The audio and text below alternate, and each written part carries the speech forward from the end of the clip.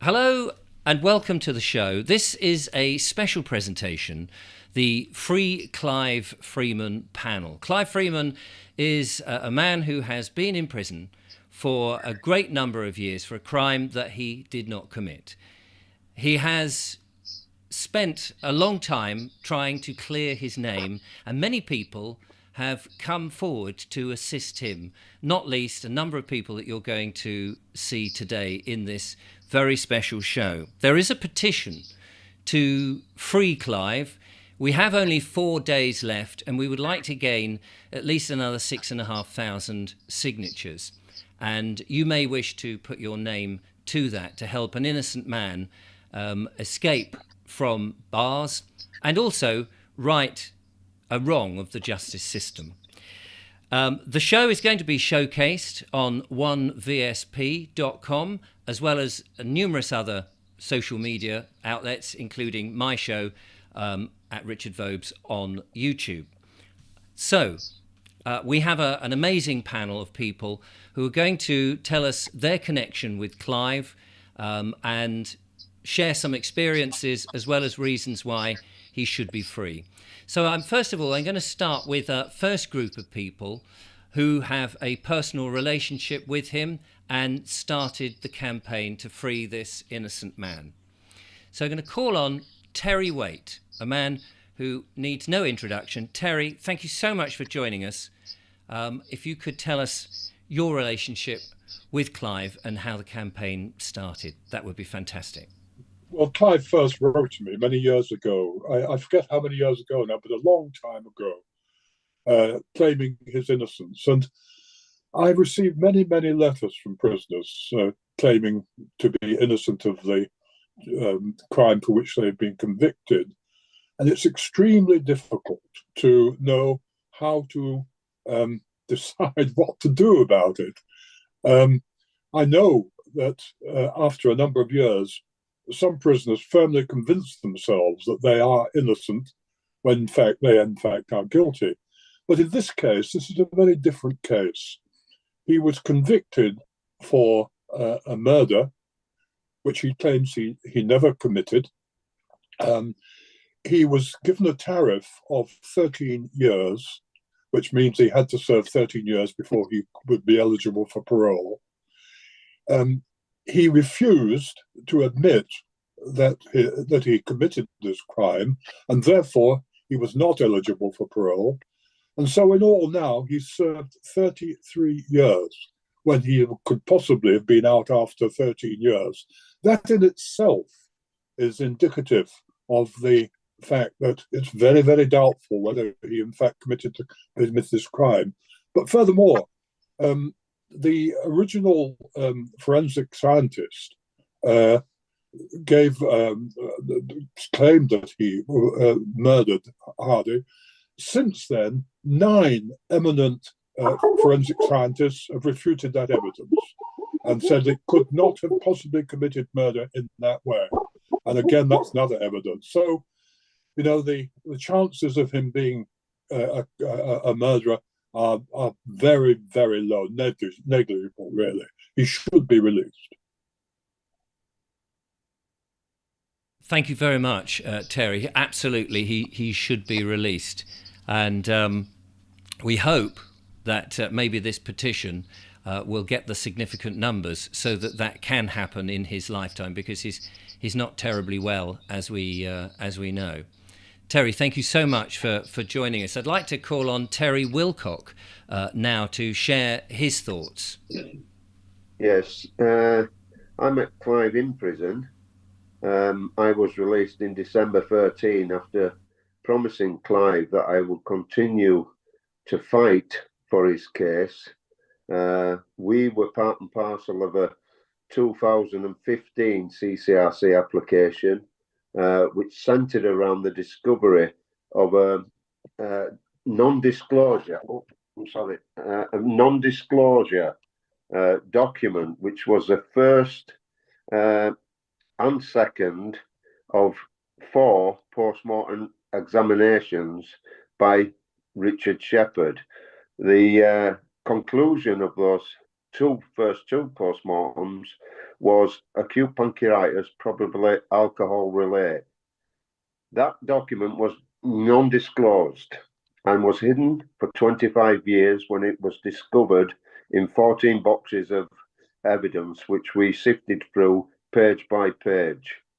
It wasn't enough to secure Clive's release, and that decision took 3 years to come after given priority status by the CCRC, whereby it should have had an answer within 6 months. It took 3 years.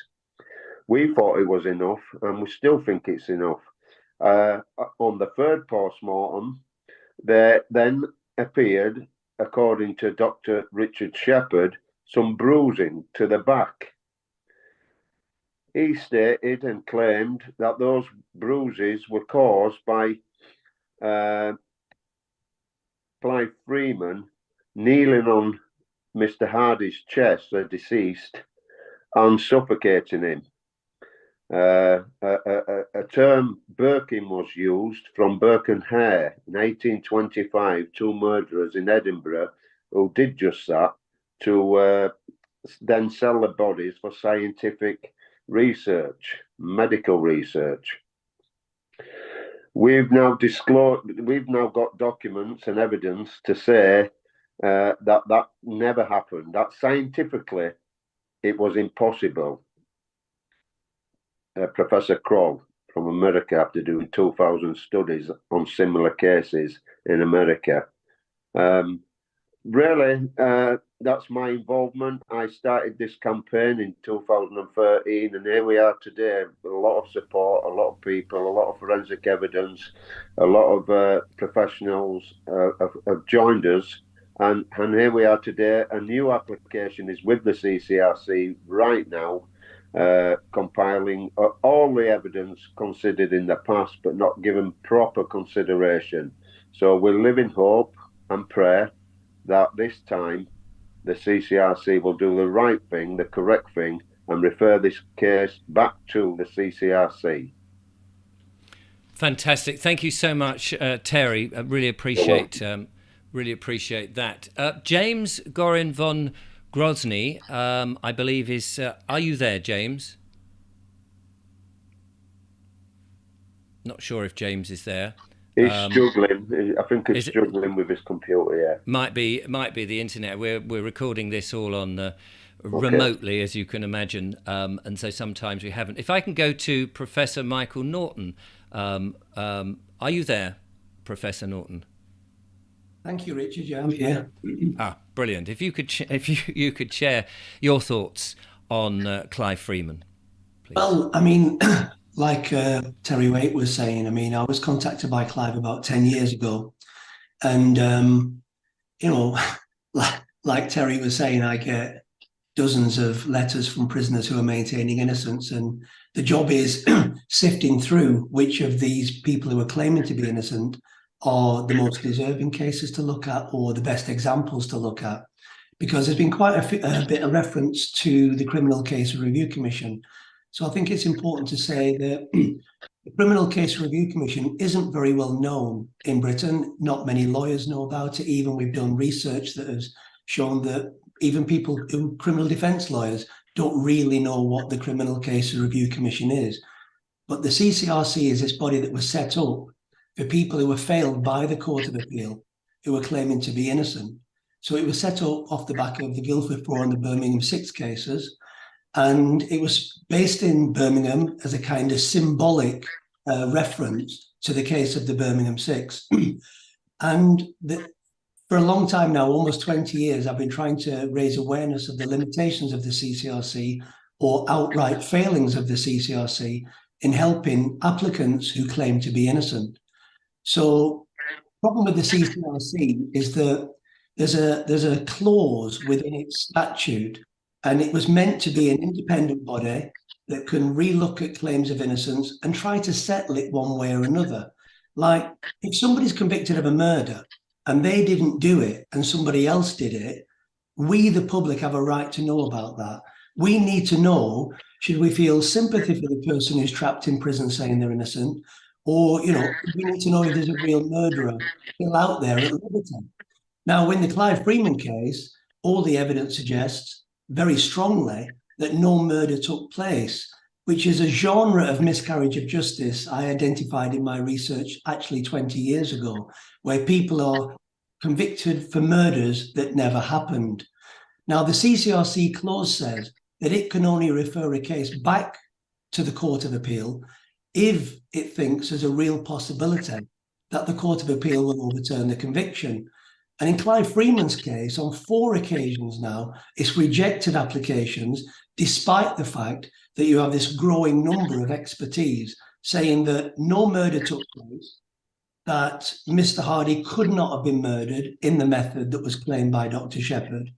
And the CCRC have misunderstood that evidence in the way that Terry Wilcock just said, because what they've been doing is they've been looking at this new evidence that's been submitted, and it's been saying, but it was argued at trial by a forensic scientist on behalf of Mr. Freeman that Mr. Hardy wasn't murdered. And it sees this new evidence as just more of the same. It doesn't see that it's fresh evidence, but from fresh scientific experiments and research that wasn't available at the time of the trial.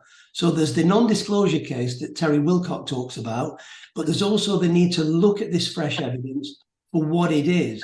And we believe that the 5th application now, there's real clarification of why this stuff is new and why it meets the CCRC test.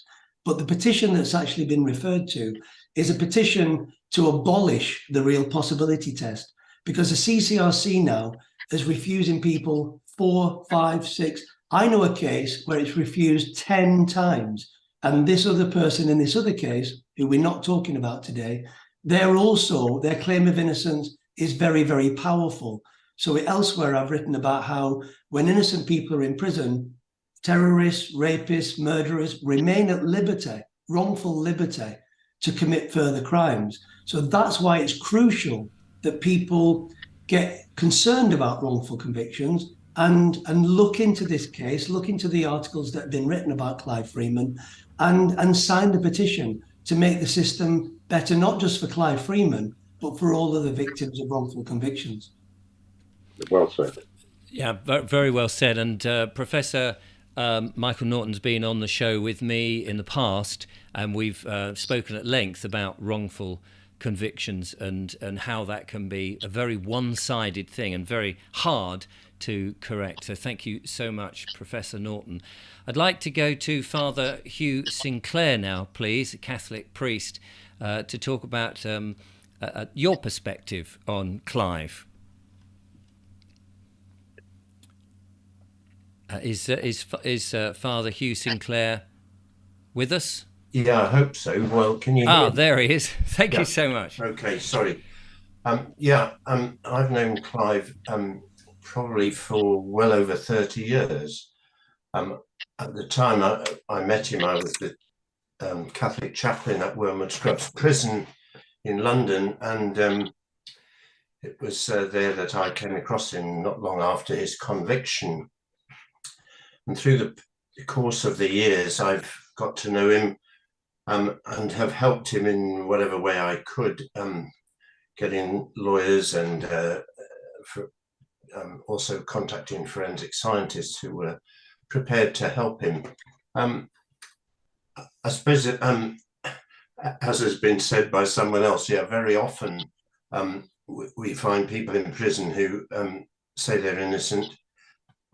Many of them aren't, and it takes time to get to know people. And over the years, I kind of was able to speak to Clive at some length. He showed me all the sort of paperwork he had. He was absolutely determined to prove his innocence. And throughout the course of the last 30 odd years, I've followed him around the country from prison to prison. I in fact saw him last Friday where he is in prison down this way. And obviously we've been in correspondence too, and I also speak to him quite often on the telephone. But the big thing, I think, is that throughout the course of it all, he has it's like an encyclopedic knowledge of his case. And I've just become more and more convinced of his innocence. And this has been backed up too by my conversations with various lawyers who've represented him, and particularly with the scientists who've been involved in this case, 3 of whom have been absolutely tremendous in his behalf. Professor Knight, Professor Birch, and Professor Crane. And I've also seen the papers that have been produced by the Americans. So it's desperate seeing this man who is almost as old as I am now. We're both in our 80s, and he is unwell. And I would just want to encourage anyone with any interest in the issue of justice to learn about this case. And yes, if you're a Christian, I'd ask you to pray for him too, because, as I say, he's not well physically. He is sick. And I just want to see this man set free before it's too late, because he is a serious, this case is just such a serious case of miscarriage of justice, in my opinion. So I think I can leave it there for the moment, I think. Thank you so much, Father Hugh Sinclair. Absolutely. A dreadful situation, as we have been discovering. So let's go and find out a little bit about Clive in the past, before he went to prison. He was fighting in Rhodesia, and there's a number of people in the special forces who were also doing similar things and know about this period. I want to turn to John Padbury, who wrote this book, which is the Special Branch Victory in an Unwinnable War from 1965 to 1979. John, are you there, and can you tell us something about this period and what Clive was doing? Oh, hello. Yeah, I was in the Special Branch during that Rhodesian Civil War, based really in the centre, Rusape, the eastern districts, and then in the western part of the country. Clive was in the Grey Scouts, which was a mounted infantry, a mounted division of the security forces. My wife's cousin was actually in the Grey Scouts and killed in action during that war. So I identify with him as a former vet, really, and in a really brutal war. I haven't met Clive, but I've met him through Terry and various circumstances through my brother. But what interests me in this was the mention of a process called burking, which is what was spoken to earlier on. And I have checked with members of all the regiments that I could get hold of, which included the SAS, the Selous Scouts, the Rhodesian Light Infantry, Rhodesian African Rifles, and there is a video from a member of the Grey Scouts. And we know nothing about this process of burking, so it certainly wasn't something that he was trained in when he was a member of the forces, but it's just a process we don't know anything about. So I think that's quite relevant. But what also interests me is prior to joining the Special Branch, I was in the Criminal Investigation Department, CID, crimes of violence, and I dealt with murders and rapes, etc. And of interest is the fact that I don't know what the process is here in the UK, but in what was then Rhodesia at the time, now Zimbabwe, the investigating officer attended all the post-mortems of the crimes. So we would bring all our side of intelligence and information into the post-mortem, and the examination was carried out and concluded. So I found it interesting that there were in fact 3 reports in this case. I can't comment further than that, but I do find that particularly interesting. And in the writing of my book, there's two things that came through to me in the recording of history and going back into actions. And one is that opinions, rumors, assumptions, and truth carry the same weight today, which is a grave injustice. And also, I do believe that truth pursues the lie. So I think there is hope for Clive. I would encourage people to at least get him a fair hearing in this process. And we all do pray and wish him all the very best, particularly with his fading health. Fabulous. Thank you so much. Interesting times, of course. Very kind of you to come on and talk about that. I'd like to go to Chris Thrall, if I may now, who is an ex-Royal Marine. Chris, are you there? I certainly am, Richard. Nice to see you. Thank you very much for coming on board. Yes, if you could tell us a little in your own words, that would be very helpful. Thank you. Yes, thanks, Richard. So I met Clive on the telephone following an introduction from Aaron. I was a bit hesitant to get involved in today because I thought to understand the complexities and the intricacies of this case, I'd be reading for sort of 3 or 4 weeks. And if I couldn't do that research, I couldn't do this gentleman justice. However, after reading for about 6 minutes, it starts to become patently obvious that there's something's not quite right here. And the couple of things that I wanted to point out, and just following on from John's point. So I was in UK elite forces, and people always hold the forces in this high esteem, often on a pedestal we really didn't deserve to be on. And it might come as some surprise to know, having undergone the toughest infantry training in the world, we did 1 afternoon of unarmed combat.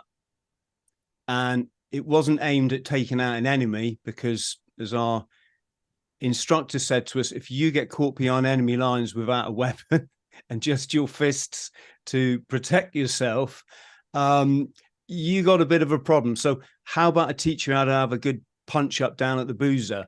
And that's what we did. And the reason I'm saying this is I can imagine how swayed a jury would be having this special forces, banner put up, and then being told that there's this ultra ninja technique called Birking that all special forces know. It's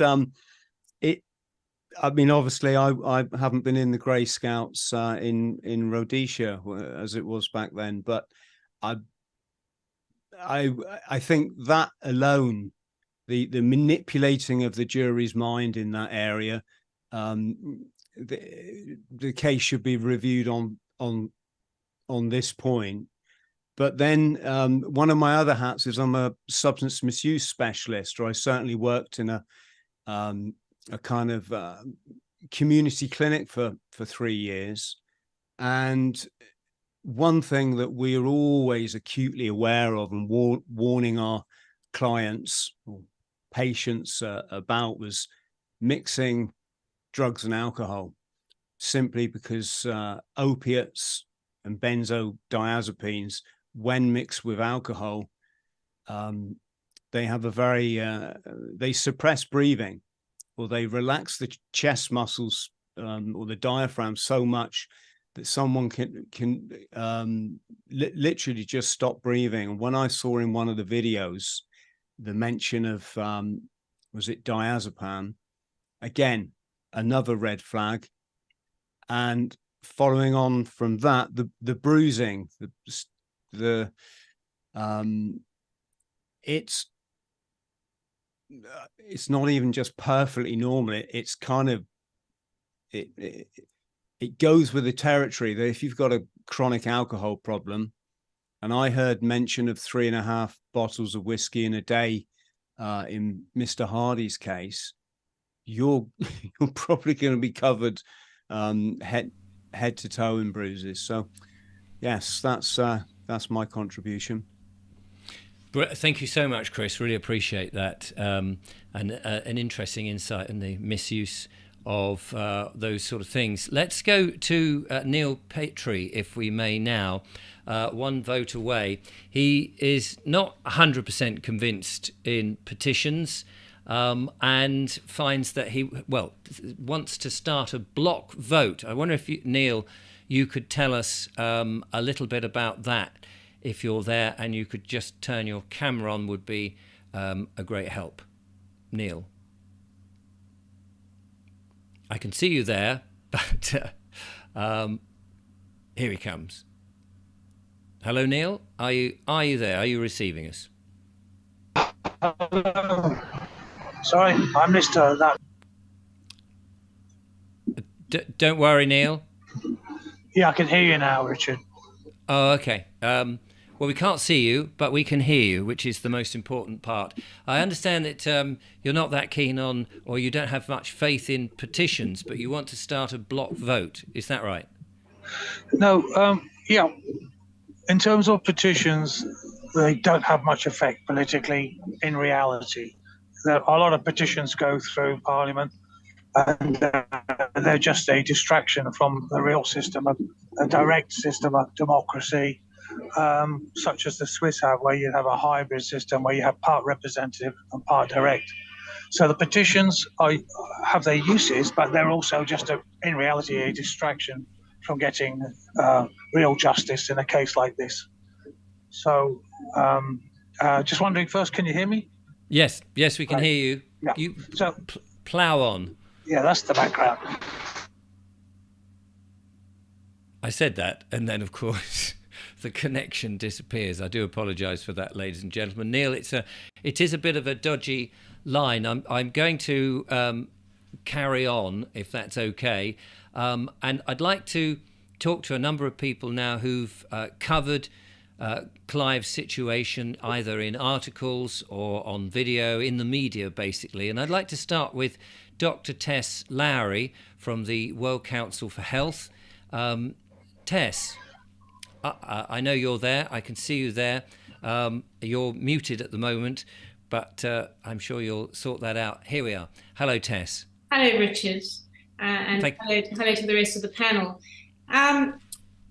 I met Clive Freeman a couple of months ago, and I don't know him well, but I'll tell you what intrigues me, because I really am of the opinion, as I get older, that things happen for a reason. Now, we have a situation where we have an old man who claims to have been wrongfully imprisoned for murder for more than 30 years now. And one has to ask, why is this being presented to us now as the public to push forward? And clearly, I did an article and I interviewed Professor Naughton, and the public engagement in this issue was so little. There's the petition that's been circulated, and it received a mere sort of 3,000 or so signatures, and 10,000 are needed. So the purpose of this is to get those extra 7,000. But how do we engage a population that really has a blunted emotion at this point, is really very far from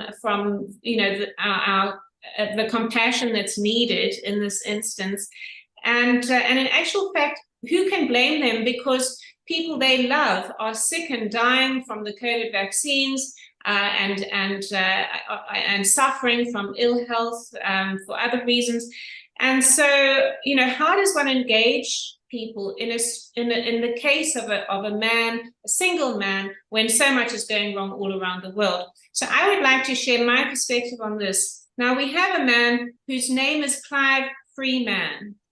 In his name, what really is curious to me is he has the words basically spelling live free man, which is the very essence of what we all should be as human beings. We all desire to live free and free from the shackles of, of the humdrum existence. But here we have a man who's really imprisoned in a real life bars for, and his name is Live Free Man. So is this just the universe playing a joke on us, or is the universe and God asking us to look deeply into what's going on here? And for me, what people should be really interested in here is this is a real life drama. This is full of intrigue, and it's really worth being curious. So I would like to appeal to people's curiosity. What is going on when we have a man who's wrongfully imprisoned for a murder that he didn't commit and didn't happen, but who has, I understand, killed people in the past in a military capacity? So we have the situation where we have crimes against human beings being facilitated in the name of war or imperialism, but we have but there are laws that seem to regulate when man can kill someone or not. Clive was enabled to kill someone under orders from somebody, but now he's wrongfully imprisoned for a murder he didn't commit. So in order to get those 7,000 signatures, I would like to appeal to your curiosity. Let's further the interest in this case, because let's get the CCRC, the review board, to respond and reevaluate his case. And in the meantime, let's explore not only what happened when Clive was in the military, that the universe and God is asking us to relook at this duality that we have in respect to harms that we bring on other people, but let's use it to reflect on really what it means to be a human being, and consider these terrible crimes that are committed and are still being committed all around the world in the name of war. So that is my appeal. I'm appealing to your curiosity. Let's find out, what is it? Could Clive have been framed? Is there some reason why he's sitting behind bars? What went on in Rhodesia in the name of war and imperialism? Let's just get this case into the limelight a little bit, and ask for an exchange from Clive to reveal what it is that we need to really look at in this case as a collective, because it has to be there has to be a redemption story in this, not just for Clive, but for the whole of humanity, and that is my feeling on this. Thank you so much, Tess. Yes, absolutely. The irony of his name must not have been missed by the authorities as well as anybody else who's been interested in this case. Thank you so much for joining us. I'd like to go over to Anthony Webber, if I may, who has written pretty extensively and been pushing the petition. Anthony, are you there? Hello, Richard. Hello. Yes, Tess made some very interesting points there, and I don't think I'm going to add or to repeat the many positive things which have already been said about the situation with Clive Freeman. And I think, like a lot of the other speakers, it's an absolute travesty what has happened. Now, if we look at petitions, yes, I have been involved with a lot of petitions, so I have to say, in many respects, they do work.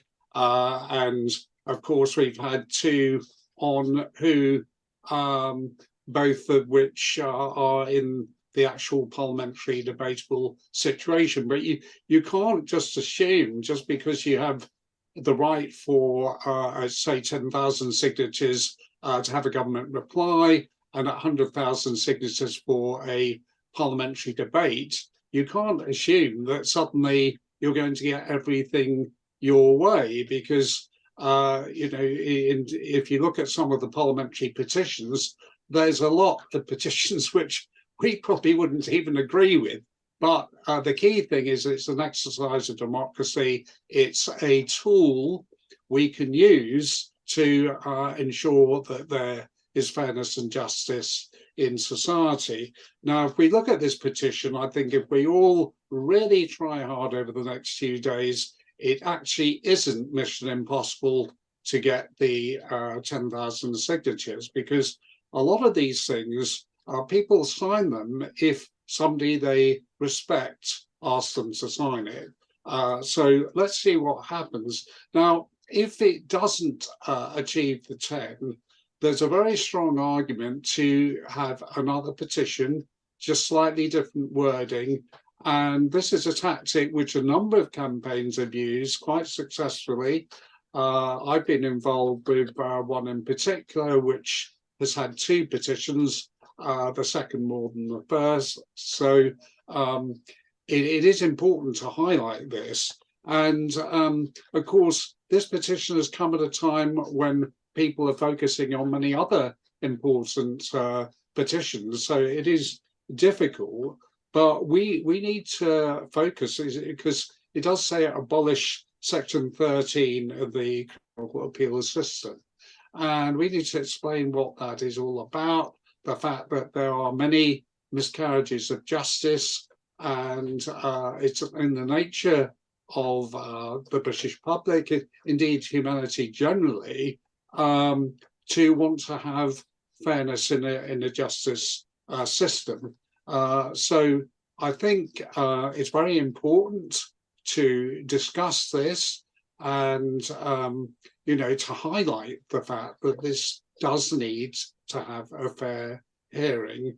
But I think we also need, in the freedom movement, because there are more and more laws being passed to restrict freedoms, that we're going to have more cases of people being unfairly or unjustly convicted. So it's even more important to have an improved appeals system.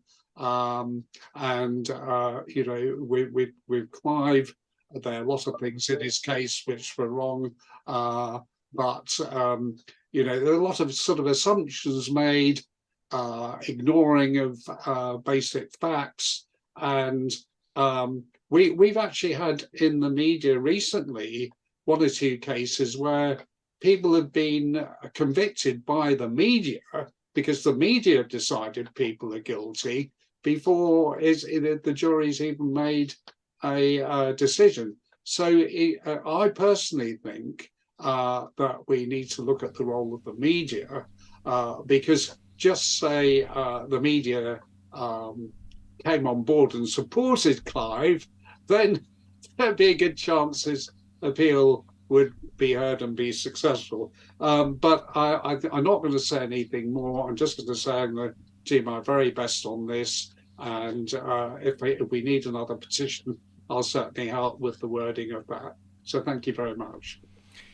Thank you so much, Anthony. I really appreciate that. And I can tell you, as somebody who has been watching the online safety bill going through and being someone of a controversial nature, I'm certainly aware that they may well come after people like myself.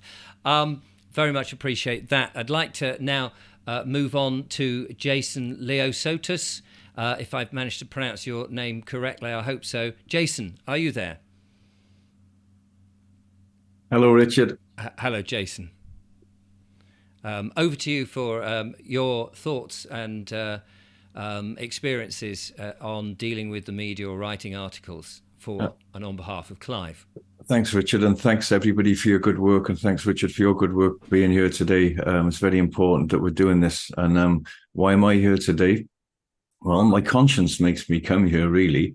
And I'm here, but like Tess, really, to appeal to good people to do the right thing.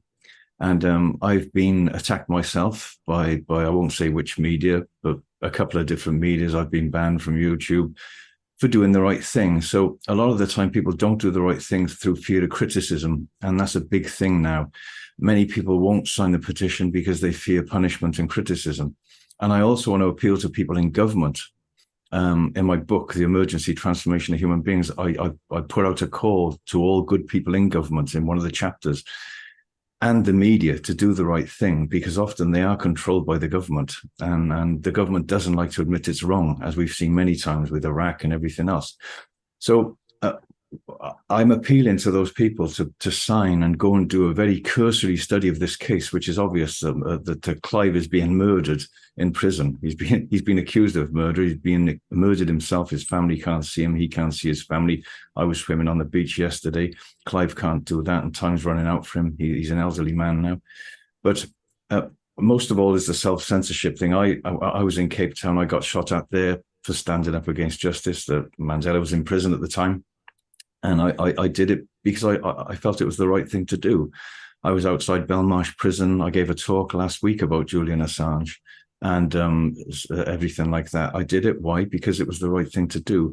So really, it's really Clive Freeman is everybody. It's all of us. And it's everybody's grandfather and father. And there are people who haven't been born yet who really are relying on us now. Because everything we do now or don't do creates feedback loops and consequences. In fact, it creates our reality. It creates our law system. And it's not enough to just say, I'm not going to do anything, because if you don't do anything, that also creates the future for humanity and people who haven't been born yet, who are relying on everybody now to change this system so it doesn't happen to them. And there is a quickening. I could go on about it because that's my job. My job is to talk about justice. There is a great quickening now and a great remembering, which is taking place on the planet, and things that were previously done with or without wisdom and vision by government or pathologists or anything. We see a tendency now for that. There's a speeding up of when the light of truth hits that information. And that's really good. Unfortunately, it's coming very late for someone like Clive Freeman, but there is a quickening now, and the truth is coming forward more and more. And that's very exciting. And we literally have to change the system. I see it like manual override on an airplane that's normally on automatic pilot, and we need to change it to manual override now so we can change previous laws that have been put in place that are now bad for people who are in situations like Clive. But I could go on and on, but I appeal to people not to worry about self-censorship. People have told me when I was being crucified by the media, they pulled away from me, and they've told me, Jason, I'm not going to be involved with you now or like what you do or your work because I don't want to be punished and censored. So I appeal to everyone to look at this case. It's very important. And it's not just about Clive, it's about you, because it could be you next. Yes, absolutely. None of us are off the hook. Thank you, Jason, so much for coming on and giving us your views. We're going deep into the woodland now to speak to Simon Woodlander. Simon. Hello, Richard. Hello, Simon. Thanks for joining us. I know, like me, you're a YouTuber, and that you've had an interest in Clive for quite some time.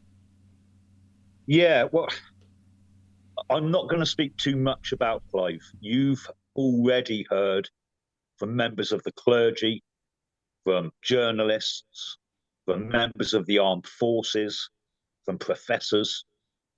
It's fairly obvious to anyone who reads about this case that Clive is in prison unjustly, that he didn't commit a crime.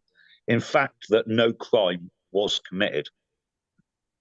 What I want to do is talk to the people watching this video, because we live small lives. We go about our everyday life and very rarely get an opportunity to actually make a difference. All too often, the government cracks down on anything we try to do. We've seen more and more restrictions on our freedoms over the last 3 years. And yet here we are presented with an opportunity to actually make a difference. To get a man released from prison in the last days of his life.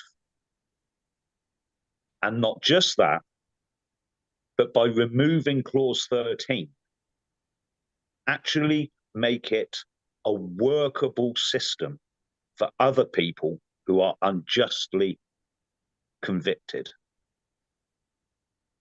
And it's something I've been thinking about a lot recently. Clive's not very well. Clive's got cancer. And this will hit home with a lot of people.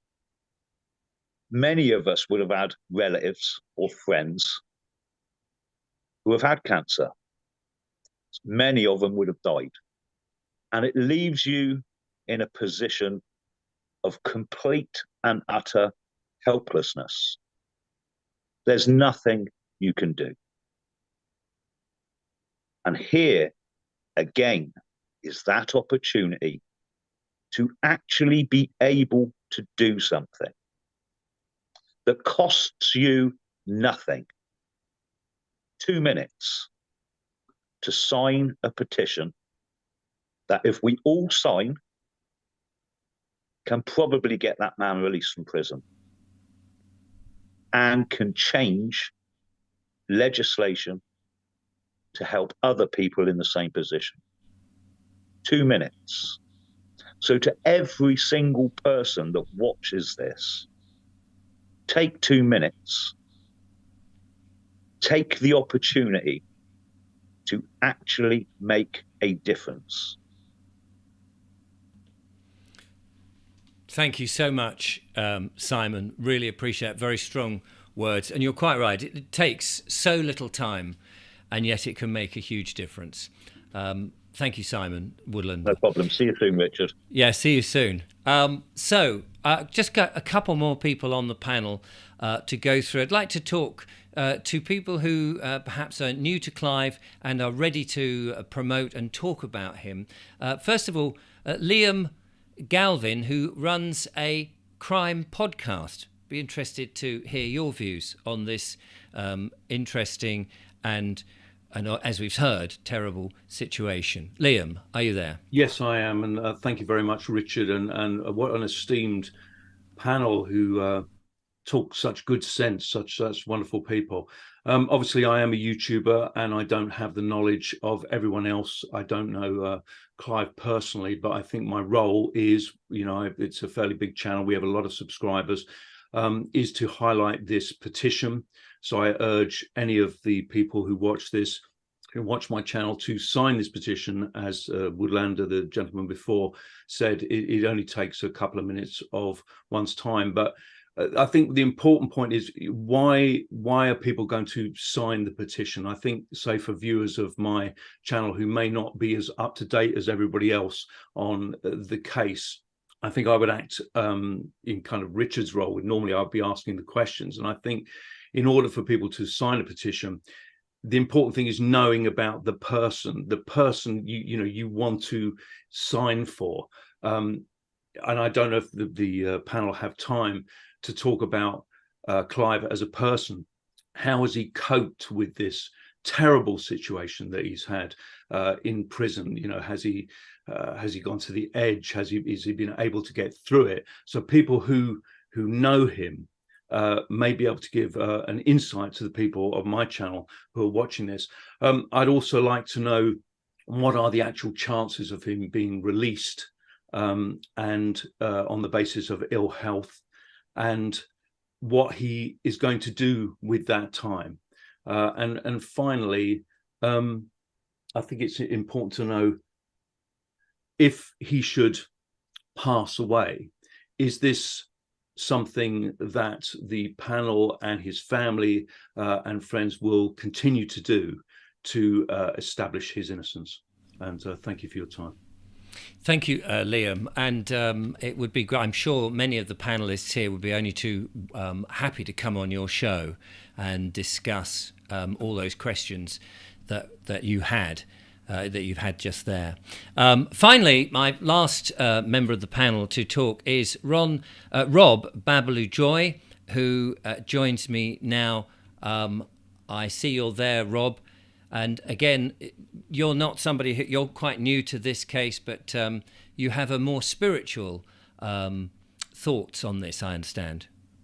Yeah, thanks, Richard. Well, I've literally been introduced to this by Aaron, who I met in Stroud a couple of months ago, and it's heart-wrenching, totally heart-wrenching that a man who for 36 years has been languishing in jail, 13 years was how long he would have been convicted without, and then would have had chance of parole had he said he was guilty, which would have been going in accordance with the prison system, and showing remorse and all of that. But the fact that he's actually protested his innocence now for, what is that, 36 minus 30, 23 years, something like that, 20 years or more, protested his innocence since then. And if he was to just say he was guilty, then he would be able to be released. But that tells me everything I need to know about the man's innocence, because you won't condemn yourself to being, called a guilty man if you know you're innocent, and you'd rather spend that time in jail because of your own heart and what is right and just. And people have mentioned about the problems in the justice system. Well, if there's no justice for one man or one woman or one child, there's no justice for anyone. So I would suggest that we all have to be somewhat outraged when we hear cases like this, enough that we do spend the time, not only just to sign a petition, but if you have a channel, if you have a means of word of mouth, even, sharing the news about this with your loved ones, with friends, getting it out there and making it very obvious that things need to change. And again, we're the ones who will do that, not the system itself. They'll never change it without the pushback from the public. I've written down a couple more little points that came up. I loved what Anthony said, around needing a better appeals process, but I'd go further and say that there are so many unjust laws that are being implemented, not least in the last few years. And you mentioned the online censorship one, that we need really to repeal these laws completely and go back to common law, natural law, which is do no harm. And in this case, certainly, I don't see Clive has done any harm, and yet still he remains in jail. We also need to return to the idea that everybody has the right to a jury in any criminal case, in any civil case. And this is being sort of stripped. They're getting rid of juries as much as they can, because actually a jury of your peers is going to be much fairer than the system itself, which has no alignment with morality or ethical practice in many cases at this point today. I would also say, what Jason said, do what you know to be right, and be much more afraid in these times of not using your voice while you have one. And remember what, as Jason was talking about with feedback loops, what that means for your children, because if you don't use your voice now, they will not have a voice. Plain and simple. We have the chance to turn all of this around. There are many things all sort of weaving together now about justice, education, health, finance, everything in our reality has been somewhat turned upside down or inverted. And we have the opportunity now to come together in ever greater numbers, and it is happening exponentially more so, to turn it all around. And it starts with each and every one of us who has that voice and the knowing inside of what is right. Absolutely. That's that. I'll leave it there. Thank you. Thank you so much, Rob.